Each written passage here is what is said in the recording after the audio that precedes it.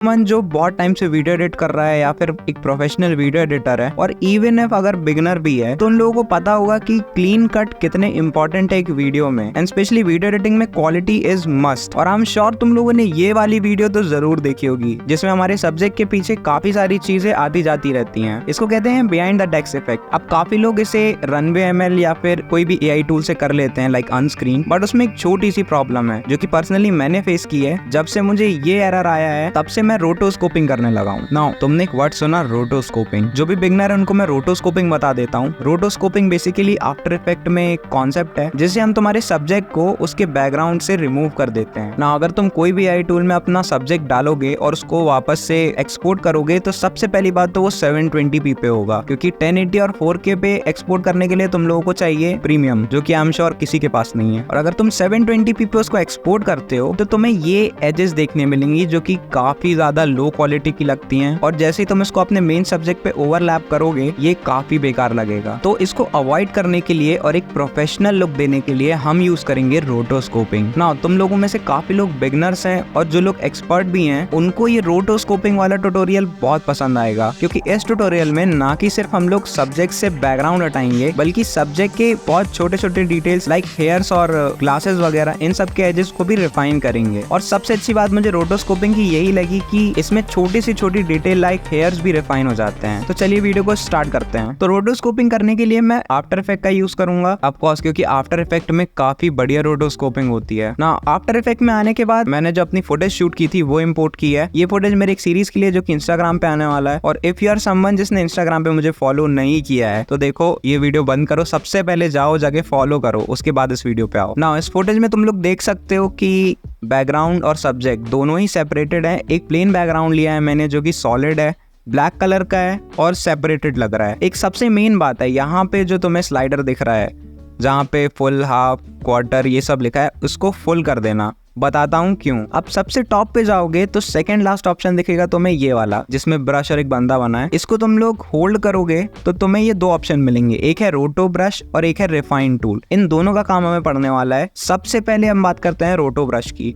ना जैसे तुम इसे सिलेक्ट करते हो तो तुम्हें दिखता है कि कुछ भी नहीं हुआ है, बट जैसे ही तुम अपने फुटेज पे डबल क्लिक करते हो तो तुम एक लेयर पैनल में चले जाते हो और तुम्हारा कर्सर चेंज हो जाता है। नाउ सिंपली तुम्हें रोटोस्कोपिंग के लिए अपने सबसे पहले फ्रेम में आना है, क्योंकि इसी फ्रेम को हम एज अ रेफरेंस लेंगे बाकी के वीडियोस के लिए। जस्ट अपने टाइमलाइन को जूम करो और एक बार रीचेक कर लो तुम अपने पहले फ्रेम पे आए हो या नहीं। और जैसे ही तुम पहले फ्रेम पे आ जाते हो सिंपली तुम अपने सब्जेक्ट के ऊपर ड्रॉ कर दो। नाउ ये एक रफ लाइन बना देगा तुम्हारे सब्जेक्ट के अराउंड, तो तुम्हें अपने पहले फ्रेम में इसको रिफाइन करना होगा। तो सिंपली मैं इसको फास्ट फॉरवर्ड करके रिफाइन कर देता हूँ।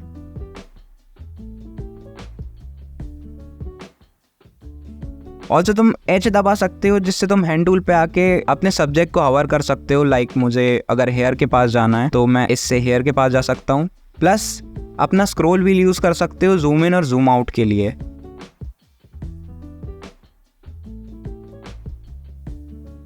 नाउ एक इम्पॉर्टेंट चीज, अगर गलती से तुम अपने सब्जेक्ट के बाहर चले गए हो तो कोई ना, तुम ऑल्ट प्रेस करके डी सेलेक्ट भी कर सकते हो एरिया को, जिससे तुम अपने सब्जेक्ट पे वापस आ जाओ।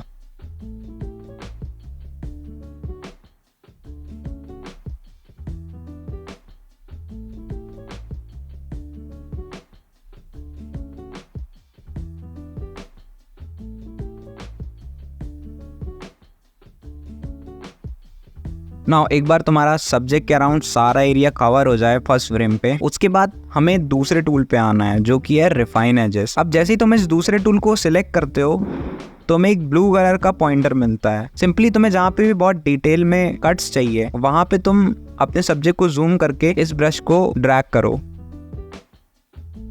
सिंपली इस ब्रश को चला दो। लाइक मुझे हेयर प्रिजर्व रखने हैं।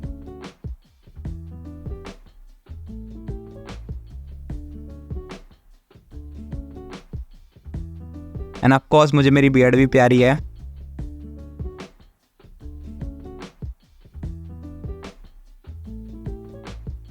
तो एक बार सारी चीजें होने के बाद तुम एक टेडी बियर टाइप लगोगे, बट चिंता मत करो, रोटोस्कोपिंग के बाद ये सारी चीजें हट जाएंगी। It's just for a reference. और अगर तुम्हें और डिटेल में पता करना है कि रिफाइन एज क्या करता है तो ये सिंपली तुम्हारे हेयर्स को अल्फा चैनल में ले लेता है जो इसे सेपरेट करती है बैकग्राउंड से। तो सिस्टम को समझने में इजी होता है कि बैकग्राउंड क्या है और हमारा सब्जेक्ट क्या है। नाउ पहला फ्रेम अचीव करने के बाद ये फ्रेम एज अ रेफरेंस जाएगा बाकी सारे फ्रेम्स के लिए। सिंपली तुम्हें अपने कीबोर्ड में स्पेस दबानी है, तो अभी ऑटोमेटिकली तुम्हारे सारे फ्रेम को उस रेफरेंस के अकॉर्डिंग मैच करेगा। और इट टेक्स टाइम। अगर तुम लोग इतनी डिटेल एनालिसिस कर रहे हो तो 5-10 मिनट तो लगेंगे ही ऑफ कोर्स। तो अपने पीसी को छोड़ दो, मैं इसको कर रहा हूँ फास्ट फॉरवर्ड। सिंपली रोटोस्कोपिंग होने के बाद तुम्हें ये सारे टाइमलाइंस मिलेंगे। जैसे ही तुम कंफर्म कर लो कि सारे एजेस सही हैं, तुम्हें बस जाना है इस सेक्शन में और फ्रीज को कर देना है क्लिक। एक बार फ्रीज को क्लिक करने के बाद तुम्हारा ये सिस्टम सारे फ्रेम में जाएगा और तुम्हारा बैकग्राउंड सब्जेक्ट से रिमूव कर देगा। और एक बार ये पूरा प्रोसेस होने के बाद तुम्हारा बैकग्राउंड सब्जेक्ट से रिमूव हो जाएगा। और रिमूव होने के बाद ये कुछ ऐसा दिखता है। इसके सारे एजेस काफ़ी क्लीन लगते हैं और तुम्हारे हेयर्स भी काफ़ी रिफाइन होते हैं और तुम्हारी डिटेल्स भी काफ़ी प्रिजर्व रहती हैं। And at the same time तुम्हारी क्वालिटी मेंटेन रहती है, जिससे कि तुम्हारी एडिट क्लीन और काफ़ी ज़्यादा क्रिस्प लगती है। नाउ सिंपली तुम इस रोटो वाली फुटेज को डुप्लीकेट कर लो और उसके अंदर जाके इफेक्ट में तुम ये रोटोस्कोपिंग ऑफ कर सकते हो, जिससे कि तुम्हारी मेन वाली वीडियो ओवरलैप हो जाए तुम्हारी रोटो ब्रश से। ना उसके बाद सिंपली तुम कोई भी टेक्स्ट लिख सकते हो। लाइक मैं यहाँ पे अपना नाम लिख देता हूँ। नाउ मैंने एक टेक्स्ट लिख दिया है और अब तुम इस टेक्स्ट को कहीं भी प्लेस कर सकते हो। बिहाइंड द सब्जेक्ट काफ़ी क्लीन लग रहा है। और अगर मैं जूम करके तुम लोगों को दिखाऊं तो तुम लोग देख सकते हो हेयर के पास ये कितनी क्लीन तरीके से दिख रहा है। ना हेयर ओवरलैप्स हो रहे हैं और ना ही उनकी details. And that's it for this video. ये क्विक ट्यूटोरियल था रोटोस्कोपिंग के ऊपर। तो अगर तुम लोगों को ये ट्यूटोरियल पसंद आया तो तुम कमेंट्स में जरूर लिखना कि तुम्हें नेक्स्ट वीडियो किस टॉपिक पे चाहिए। एंड मैं मिलता हूँ तुम लोगों से अगली वीडियो में। तब तक के लिए एडिट करते रहो।